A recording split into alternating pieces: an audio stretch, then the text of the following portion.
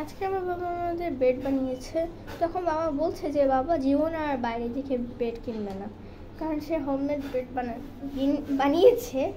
তো এটার ঘটনা হলো, সে অনেক দিন ধরে অনেক বেড কিনে খাওয়াচ্ছে, কিন্তু তখন শেষ হয়ে যায়। তো বাবা একদিন ভাবলো যে আমি যদি বেড বানিয়ে রাখি আর যদি বেড বানাই, তাহলে আমার তো আরও সুবিধা হবে বাইরে যাওয়ার চেয়ে। তো সে বেড বানাচ্ছে। তো এটা হলো আজকে বেড।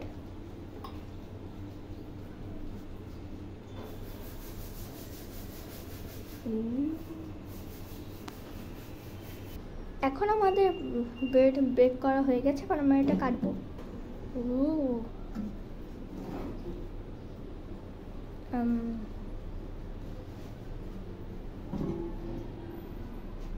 আপনারা কি বলেন সবাই, কেমন হয়েছে? কালারটা কেমন হয়েছে?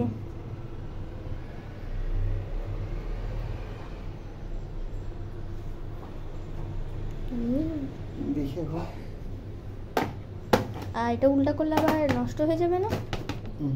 ও মাশাআল্লাহ, কত সুন্দর হয়েছে।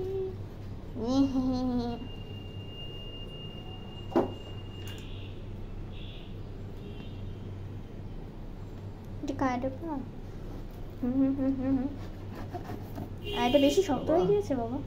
ও গরম। হ্যাঁ গরম, বেশি শক্ত হয়ে গেছে। ফার্স্ট টাইম তো বেকটা বেশি করা হয়ে গেছে, তাও কচকচ করছে, ভালোই লাগছে। এটা তো মনে হয় ও বাহ, ভিতরটা তো সফট, তাহলে ক্রাঞ্চ করবে অনেক। দেখা যাক আপনারা কি বলে? বেশি শক্ত হয়ে গেছে, তাও থাক। ফার্স্ট টাইম পিজার ইয়ার মতো হচ্ছে, পিজার যে বেকটার মতো। আচ্ছা, এখানে আমরা 30 মিনিটস দিচ্ছি, বুঝছো? 30 মিনিটসটা দাও হয় 200 সেন্টিগ্রেড দিচ্ছি, ওইখানে দিতে হবে 150 সেন্টিগ্রেড আর 20 মিনিট দিতে হবে। আচ্ছা ওকে, যা হচ্ছে মাশাআল্লাহ, ফার্স্ট টাইম ভালোই হচ্ছে। তোমাদের স্কুলের টিফিন হয়ে গেছে আলহামদুলিল্লাহ। ওকে, এটাই হলো ফাইনাল বাই গাইস।